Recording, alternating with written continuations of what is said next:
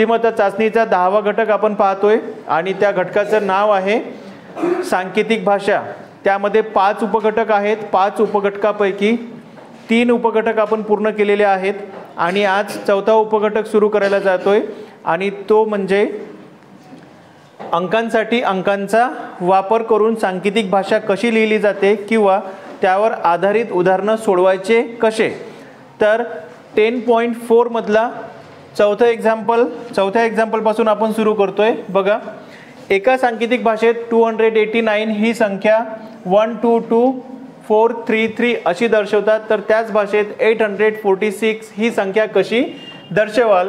तर या ठिकाणी दिलेली संख्या 289 ही 3 डिजिट आहे, पण त्यासाठी वापरलेली जी कोड नंबर आहे तो 6 डिजिटचा आहे। याचा अर्थ काय होतो की एका डिजिटसाठी या ठिकाणी 2 डिजिट दिलेले आहे। फॉर एक्झाम्पल 2 साठी या ठिकाणी 12 आलेला आहे, 8 साठी या ठिकाणी 24 आलेला आहे आणि 9 साठी यांनी दिलेला आहे 33 म्हणजे 33। तर या ठिकाणी 2 साठी 12, तर या 12ला जर नोटीस केलं तर 1 × 2 म्हणजे किती होतात 2। देन 24 मध्ये 2 आणि 4 हे डिजिट आहेत, तर 2 4 जर केले आपण तर किती होतात 8। देन 33 मध्ये 3 3 9। याचा अर्थ काय 289 या प्रकारे आपल्याला कोड मिळाला। मग 846 कसं लिहिणार, तर ऑप्शन मध्ये बघा 8 मीन्स काय 2 × 4 म्हणजे 24 झाले, राईट। देन 4 साठी 2 2 4 म्हणजे 2 2 आणि देन 6 म्हणजे 3 2 6 म्हणजे 3 2 3 2 6 पण होतात, 2 3 6 पण होतात, पण ऑप्शन मध्ये 2 3 असेल तर आपण 2 3 घेऊ आणि 3 2 असेल तर 3 2 घेऊया। तर 2 4 2 2 3 2 हे ऑप्शन आपल्याला मिळते नंबर 3 मध्ये, right. So correct answer is number 3। Then next question, एका सांकेतिक भाषेत 93 ही संख्या 3 अशी लिहितात, 42 ही संख्या 2 अशी लिहितात अँड 255 ही संख्या 5 अशी लिहितात। तर याच भाषेत 644 ही संख्या कशी लिहाल। तर या ठिकाणी एक नोटीस करायचं आहे की 93 ही संख्या 3 अशी लिहितात, 93 वरून 3 ही कशी लिहिली। So if we divide 9 by 3, जर 9 भागीला 3 केले तर आपल्याला मिळतात भागाकार 3 मिळतो। It means 9 divided by equals to 3। 42 मध्ये 4 डिवायडेड बाय 2 केलं तर वी गेट 2 अँड देन 255 25 ला 5 ने डिवाइड केलं तर मिळतात 5। सो दॅट 644 मध्ये 64 ला 4 ने डिवाइड केलं तर मिळतात 16। So the correct answer will be option number 1। Then question number 6, एका सांकेतिक भाषेत 62 ला 14, 47 ला 15 आणि 95 ला 23 लिहितात, तर 38 ला काय लिहिणार।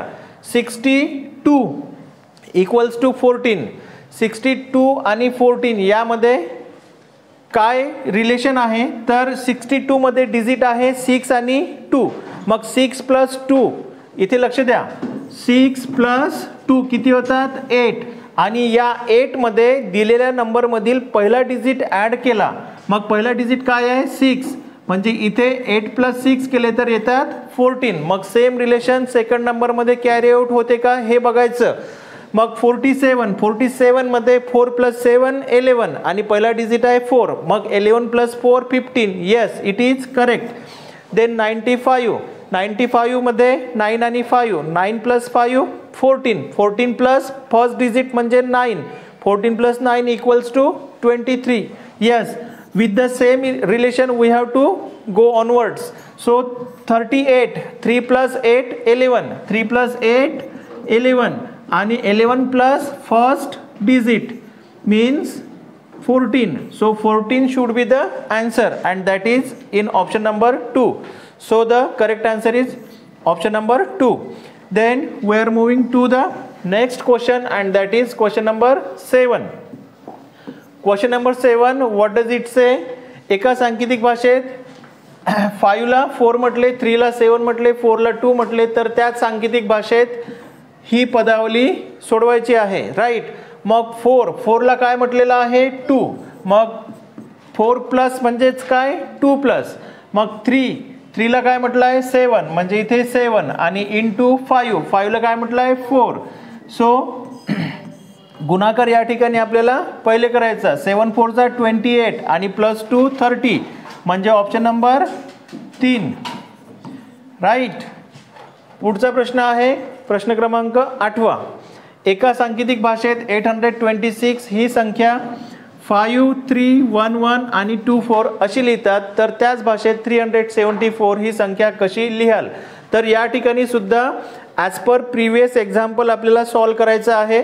तर 8 साठी या ठिकाणी 53 आलेले आहे, 2 साठी या ठिकाणी 11 आलेले आहे आणि 6 साठी या ठिकाणी 24 आलेले आहे.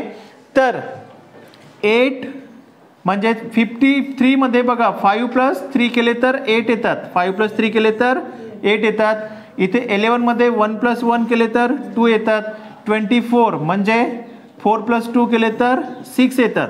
तर या ठिकाणी पर्याय क्रमांक 1 कडे बघा. 1 + 2 केले तर काय येणार 3 येणार, 4 + 3 केले तर 7 आणि 3 + 1 केले तर या ठिकाणी 4 येणार, म्हणजे 374. तर ऑप्शन क्रमांक 1 हा करेक्ट आन्सर राहील, राईट. पुढच्या प्रश्नाकडे आपण वळूया. पुढचा प्रश्न क्रमांक आहे 9.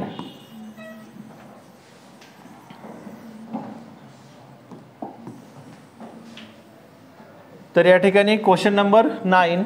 एका सांकेतिक भाषेत 3259 ही संख्या 5077 अशी लिहितात, तर याच भाषेत 7604 ही संख्या कशी लिहाल. तर या ठिकाणी 3259 ला 577 लिहिलेलं आहे, तर 7604 ला काय लिहाल. तर कशा पद्धतीने कोड चेंज केलेला आहे, कशा पद्धतीने रिलेशन आहे हे फाइंड आउट करणे महत्त्वाचं आहे. तर 3 साठी या ठिकाणी 5 आले आहेत, 2 साठी 0, देन 5 साठी पुन्हा 7 आहेत आणि नंतर 9 साठी पुन्हा 7 आलेले आहे. तर 3 + 2 जर आपण केलं तर काय होतात या ठिकाणी 5, राईट. त्यानंतर 2 0 म्हणजे 2 - 2 = 0. देन 5 आणि 7 म्हणजे 5 + 2 = 7. देन 9 आणि 7 म्हणजे 9 - 2 = 7. याचा अर्थ एकदा +2 एकदा -2, +2 -2 +2 -2 +2 -2 या ऑर्डरमध्ये आपल्याला आन्सर फाइंड आउट करावं लागेल. मग 7604 मध्ये पहिला डिजिट 7, मग 7 + 2 9, 6 - 2 4 आणि 0 + 2 2 आणि 4 - 2 2 म्हणजे 9422 म्हणजेच 9422 ही संख्या आपल्याला मिळते आणि ऑप्शन क्रमांक आहे 3. यस, या ठिकाणी option 3 is the correct answer. वळूया पुढच्या प्रश्नाकडे, दॅट इज क्वेश्चन नंबर 10. एका सांकेतिक भाषेत 152 ही संख्या 516 लिहितात अँड 564 ही संख्या 928 आणि 395 ही संख्या 759 अशी लिहितात. तर याच भाषेमध्ये 274 ही संख्या कशी लिहिणार. तर 152 साठी 516 लिहिलेलं आहे. मग या ठिकाणी एक बघा 1 साठी किती आले आहे 5 साठी या ठिकाणी 1 आलेला आहे आणि 2 साठी या ठिकाणी आलेले आहे 6. याचा अर्थ काय झाला की 1 आणि 5 यामध्ये म्हणजे 1 + 4 केले तर 5 येतात. इट मीन्स या ठिकाणी +4 झाले आहे. देन 5 वरून 1 वर आलेला आहे म्हणजे 5 - 4 - 1 आणि देन 2 + 4 6 म्हणजे इथे सुद्धा एकदा +4 एकदा -4 अँड अगेन +4. मग सेकंड नंबरमध्ये हेच रिलेशन कॅरी आउट होते का ते एकदा चेकआउट करून बघायचं. मग 5 साठी या ठिकाणी 9 आलेले आहे म्हणजेच 5 + 4 9 बरोबर झाले.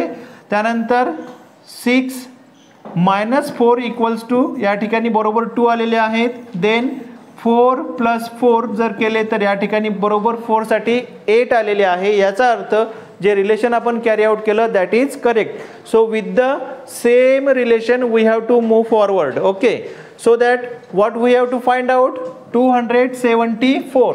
मग +4 -4 +4 right. 2 + 4 6, 7 - 4 3 and 4 + 4 8. It means 638 should be the correct answer. So that option number 1 it is the correct answer. Right. पुढच्या प्रश्नाकडे आपण वळूया. प्रश्न क्रमांक आहे 11.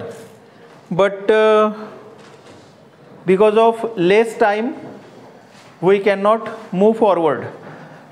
Whatever the questions here we have explained, that should be written in your notebook with explanation. Is that clear? Yes. Understood? Yes. Okay, thank you.